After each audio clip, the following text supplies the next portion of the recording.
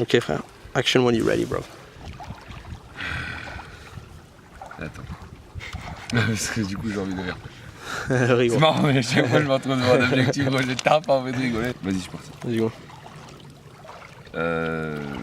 Bah moi personnellement je sais déjà que je suis une personne extrêmement violente, extrêmement sanguine qui voilà, je m'énerve vachement vite dès qu'il y a un mec qui peut mal me parler ou être incorrect, je sais pas, en voiture je suis le premier à m'énerver pour rien et je pense que avant de vouloir faire la paix, monter des groupuscules et tout ce genre de choses, je pense d'abord voilà, il faut déjà être en paix avec soi-même.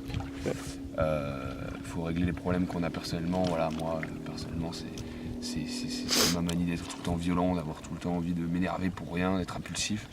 Et je pense que si je règle d'abord ce problème-là, je serai en capacité de pouvoir dire aux autres que ça sert à rien de se battre. Et je pense qu'il faut avoir cette expérience de personne un peu violente pour pouvoir se dire en fait ça sert à rien.